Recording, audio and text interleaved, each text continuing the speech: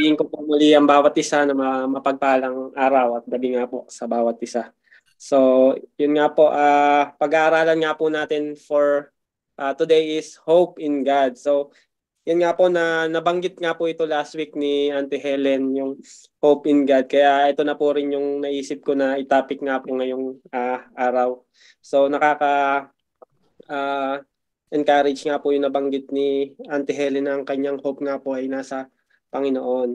So, kaya po ito yung aking itinapik. So, bago po tayo magpatuloy is konting recap nga lang po sa napag-aralan nga po natin last week. Ang topic nga po natin last week ay yung rejoice, pray, and give thanks even when life is hard nga po. So, kahit nga po ang buhay natin ay tila hindi nauubusan ng problema o pagsubok, ay we can still find reason nga po to rejoice, to pray, and to give thanks nga po sa ating Panginoon. Dahil He is good and His faithful love nga po ay never ending. So we can rejoice even when life is hard dahil ang Panginoon nga po ay hindi niya nga po tayo kayang talikuran during our trials or troubled times. So kahit talikuran po natin ang ating Panginoon ay hindi niya nga po tayo kayang hindi niya nga po tayo magagawang talikuran. Yun nga po lalong-lalo na sa oras ng ating mga suliranin ay palagi po siyang nandiyan upang tayo nga po ay tulungan. Kaya po we can rejoice even when life is hard. And we can pray even when life is hard. So ang prayer nga po ay ang ating communication sa ating Heavenly Father. At ang communication nga po ay essential sa isang relationship. Kaya when life is hard, we can pray harder. Dahil ang kamay nga po ng Panginoon is never too short to help us. So we can cast all our problems to Him because He cares for us. And yung last point nga po na we can thank God even when life is hard. So kahit nga po tayo ay nasa oras ng pagsubok ay makakahanap po talaga tayo ng reason to be thankful to God dahil siya nga po ay mabuti at ang kanyang grasya or grace nga lang po ang nagsusustain sa atin. So yung grace niya po yung nagsusustain sa atin. So yan po yung last week na topic nga po natin na rejoice, pray, and give thanks to God even when life is hard. Amen. So dadako na po tayo dito sa ating pag-aaralan ng ang topic nga po natin ay today, ngayon nga po ay hope in God. So one verse lang po ito kaya medyo maigsi nga lang po itong pag-aaralan natin, one verse. So kaya ano po tayo. So sa panahon nga po ngayon, 'di ba, marami tayong nababalitaan o nakikita madalas sa Facebook ngayon na mga sakuna o kalamidad at may mga namamatayan nga po pa tayo ng loved ones o relatives.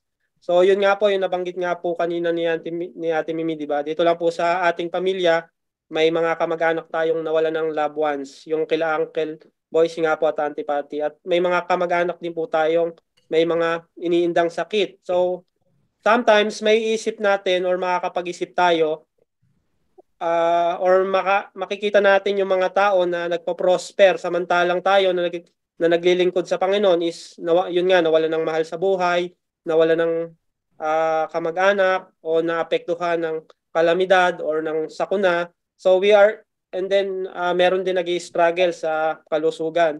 Yun nga po, subalit mga kapamilya, gusto kong malaman nyo na we can still hope in the Lord because He has a greater promise nga po and He who promise is faithful nga po. So when God promise, He will fulfill these promises nga po because He is faithful. Sabi nga po dyan sa Bible nga, great is thy faithfulness.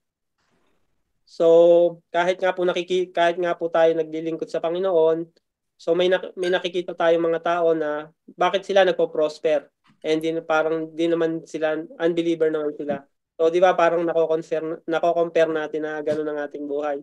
But then yun nga ang ating hope nga po is nasa Panginoon at hindi sa kung ano man yung nakikita nga po natin na bakit nagpa-prosper yung iba.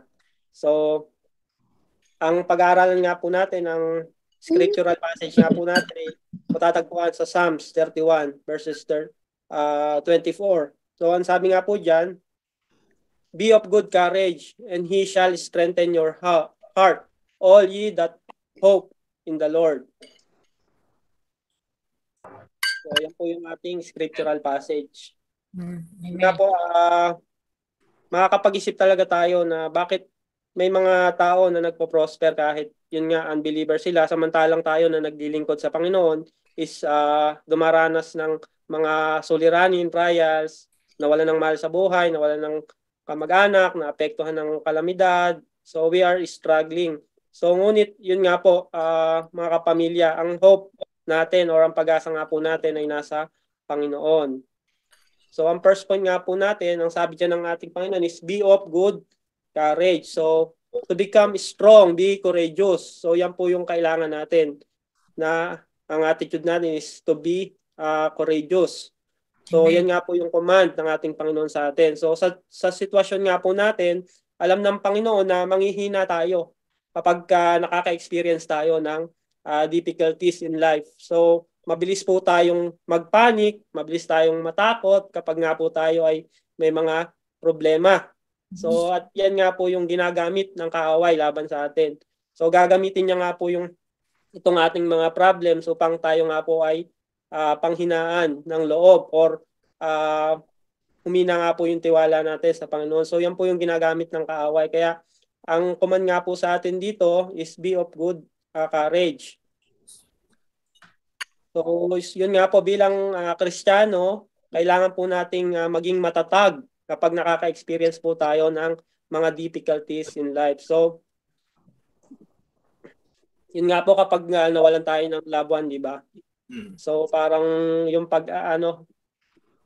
katulad nga na kwento ni Ate Mimi, hindi pa makamove on or hindi pa rin matanggap nila Auntie Patty na wala na nga yung kanilang loved one. So bilang Kristiyano nga po, tayo nga po yung mag-uplift sa members ng ating family. So tayo po yung mag-encourage nga po sa ating mga loved ones na nakaka-experience nga po nitong mga trials nga po. Kaya yun nga po maganda nga po na i-share din natin Mimi para na ipag-pray nga rin po natin sila. So kasi tayo rin po yung 'di ba nakakaalam ng promises and commands ng ating Panginoon.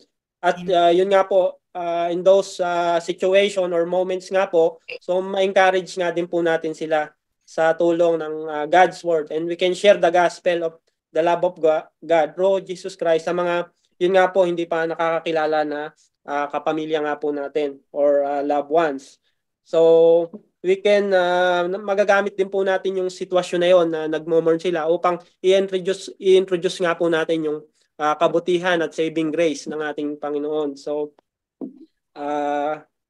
tayo po yung magiging encouragement din. Kaya be of good courage po tayo sa ating mga Kristiyano upang magamit rin po tayo ng Panginoon. Yun nga po, di ba, for example, yung kapag may napuntahan tayong mga restaurant na masasarap, so sineshare natin, sinasabi natin sa kapamilya natin dahil gusto din natin na matikman nila yung nakainan natin na masarap. So, or may napuntahan tayong magandang lugar, di ba? Sinasabi natin o sineshare natin, puntahan mo to kasi maganda yung napuntahan natin. So, ganun din po yung parang pag-share natin ng gospel dahil maganda yung na-experience natin at yung na-experience natin yung love ng ating Panginoon, kaya i-share din natin ito sa ating mga mahal sa buhay. So ganun din dapat yung eagerness natin na may share ang gospel. Parang yung eagerness natin na puntahan mo to kasi maganda rito or masarap ang pagkain dito, puntahan mo to. So parang yung eagerness natin na may share yung gospel sa ating mga loved ones na i-try mo, mag-attend ka ng church, basa ka ng Bible or umattend ka ng Bible study. So, ganun din upang ma-experience mo yung love at malaman mo yung promises and command ng ating Panginoon. Amen. So, yan nga po.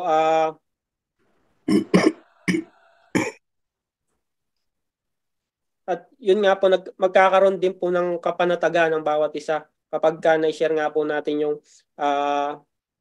word ng Panginoon. Yun nga po, kahit kunin man ng Panginoon unexpectedly yung ating mga loved ones, so hindi po natin alam. So, di ba, unexpectedly, we don't know. Si Lord nga lang po nakakaalam, but we know that they accept our Lord and we will able to reunite with them. So, yun po yung kapanatagan natin. So, nagkakaroon po tayo ng hope doon na kahit mawalan tayo ng mahal sa buhay unexpectedly, so hindi po natin alam yun. Si Lord lang po nakakaalam yun. But then, nagkakaroon po tayo ng hope, pag-asa na one day makakasama nga po natin sila in heaven nga po. So yun po yung assurance or assured hope na may heaven, may kingdom, may eternal life na ibinigay ang Diyos Ama sa atin through our Lord Jesus Christ who fulfilled the promise when He died nga po on the cross and rose again. So yun po yung assurance ng ating salvation dahil yun nga po nabuhay namang muli ang ating Panginoong Hesus. And then yung sabi nga rin po dito sa Joshua 1:9, sabi nga po diyan ng ating Panginoon, have I not commanded thee, be strong and be of good courage. So lagi nga po itong sinasabi ng Panginoon na be of good courage. So be not afraid, neither be thou dismayed, for the Lord thy God is with thee whithersoever thou goest. So our Lord will be with us whenever we go nga po. So yun nga rin po yung command ng ating Panginoon kay Joshua or sa atin din po na be of good courage. And ang ating Panginoon nga po ay, yun nga po, makakasama nga po natin siya kung ano man po yung pinagdadaanan natin at kung saan man po tayo patungo. So hindi niya nga po tayo iiwan, hindi niya nga po tayo pababayaan. Kaya be of good courage po ang ating command, ang command ng ating Panginoon nga po sa atin. And yun nga po, ang promise niya nga po rito sa ating second point, and He shall strengthen your heart. So, be of good courage and He shall strengthen your heart. So, yan po yung pangako ng ating Panginoon dito sa verse nga po na ito. So, yun nga po, our God knows that we are weak. So, our spiritual heart is weak in times of difficulties nga po. So, di ba, kapag nakaka-experience tayo ng problema, yung ating pananampalataya is nangihina. So, may mga ganung times na parang nabe-blame pa natin si God kung bakit nangyayari ito sa buhay natin. So kaya alam ng Panginoon dito na ina-encourage nga tayo na be of good courage and He will strengthen our heart sa mga times nga na pinanghihinaan tayo ng loob. So when we are facing hardship and trials, yun nga sabi ng Panginoon, di ba? The Lord said, for my power is perfected in your weakness. So He will strengthen our hearts, our spiritual hearts. We just need to be of good courage. At ang sabi nga sa John 16:33, these things I have spoken unto you, that in me you might have peace. In the world you shall have tribulation, but be of good cheer. I have overcome the world. So sa sitwasyon nga po natin ngayon, may mga kapamilya nga po tayo na may mga pinagdadaanang mga suliranin. So sa panahon ngayon, napakaraming problema nga po, iba't ibang sitwasyon ng bawat pamilya. So napapaligiran nga po tayo ng stress and anxiety. Ultimo bata nga po ngayon, di ba? Sinasabi nila na stress sila, nagkakaroon sila ng anxiety. So iba na po talaga yung mundo ngayon. So nakaka-stress po talaga. So napakaraming problema ng bawat isa. Pero yun nga po, mayroon tayong Panginoon na mas bigger pa dito sa mga problema natin. So God Himself and His promises nga po ang ating hope o ang ating pag-asa. We just need to focus on Him nga po and to His promises. So He is our true hope and only hope nga po. He is our only hope. So sa mga times o oras na nararamdaman natin na parang wala nang pag-asa. So ginagamit lang po yun ng kaaway. So may pag-asa po talaga. Hindi tayo mawawala ng pag-asa. So di ba may mga tao na nararamdaman nila na parang wala nang pag-asa to Parang wala na akong pag-asa gumaling, parang wala na akong pag-asa na mag-prosper dito sa lifetime na to. So wag po tayo mawawala ng pag-asa dahil ang pag-asa nga po natin ay ang eternal, ang ating Panginoon nga po. Yun nga, sabi nga ni Auntie Helen last week, habang may buhay, may pag-asa. So, yun po, ipagkatiwala po natin sa ating Panginoon. Amen. So, sa mga, yun nga po, sa mga oras o na nararamdaman natin na we are losing hope nga po, we just need to cling on God's promises. Yun nga po, at anumang problema natin ay may kasagutan ng ating Panginoon. And so anuman pong problema natin, may kasagutan ng ating Panginoon. So may mga labons tayo na may malubhang sakit, ang kasagutan ng Panginoon, I am your ultimate healer. So kapag may mga kapamilya na nawalan ng work or kulang ang magpo-provide, so may kasagutan ng Panginoon, I am your provider. So God will provide So kapag stress ka or wala kang peace of mind, so may sagot ulit ang ating Panginoon God. He is the God of peace. Amen. So sa mga kapamilya, yun nga na nawala ng buhay, may kasagutan pa rin ng ating Panginoon. So I am the comforter. So God is our comforter. Si God ang magko-comfort sa atin. So sa every problem o struggle, may kasagutan nga po ang ating Panginoon. So ang kailangan nga lang po natin ay magtiwala at tumawag sa Kanya.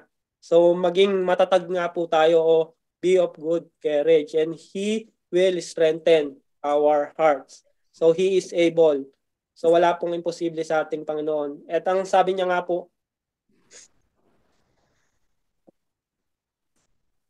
dito sa Isaiah 41:10. So fear not, for I am with you. Be not dismayed, for I am your God. I will strengthen you. I will help you. I will uphold you with my righteous hand. So yan po yung isa pa sa command ng ating Panginoon na fear not. At yun nga, may promise ang Panginoon sa atin na for I am with you, I will strengthen you. Kaya sa tuwing yun nga po, dumaranas tayo ng mga pagsubok, lagi po natin i-remind ang ating mga sarili na mga pangako nito. Pangako nga po ng ating Panginoon. And for sure, magkakaroon nga po tayo ng peace that surpasses all understanding. So yun po yung ipagkakaloob sa atin ng ating Panginoon.